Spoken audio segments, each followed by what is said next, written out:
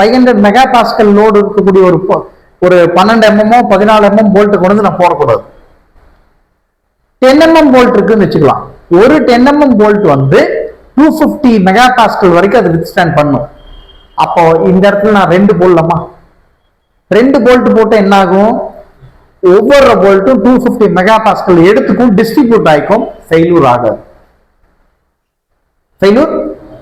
அப்ப அந்த மாதிரி டோட்டலா கால்குலேட் பண்ணீங்கன்னா இந்த 4 இடத்துக்குமே வருமா?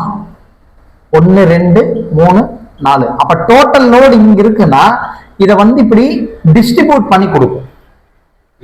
4 பக்கமும் இதை போய் இப்படி உட்கார வச்சா என்ன பண்ணும்? 4 பக்கமும் டிஸ்ட்ரிபியூட் பண்ணி கொடுக்கும் இல்லையா? அப்ப அந்த லோடை வந்து எவ்வளவு ஸ்ட்ரெஸ் ஆக்ட் ஆகுதோ அதை வந்து டிஸ்ட்ரிபியூட் பண்ணி கொடுத்து ஈக்குவலா பிரிச்சு கொடுக்கும். அதனாலதான் அது கம்ஃபர்டபுளா உட்காந்து. ரைட்டுங்களா? இதுக்கு வந்து மேத்தமெட்டிக்கல் கால்குலேஷனை நம்ம சால்வ் பண்ணி கொடுக்கணும். இவ்வளவு இந்த போல்ட் தான் யூஸ் பண்ணணும் அப்படிங்கிறது.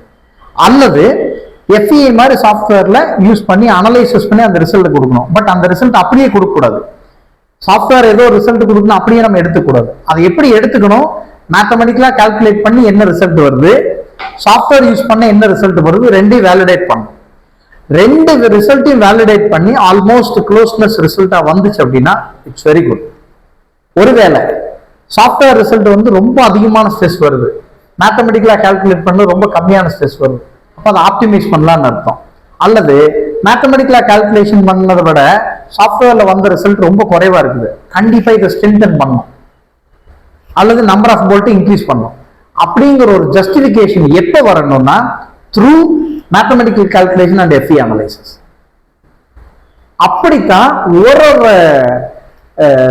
அப்ளிகேஷன்ஸ்க்கும் நம்ம ஃபாஸ்ட்னஸ் வந்து செலக்ட் பண்ணுவோம்.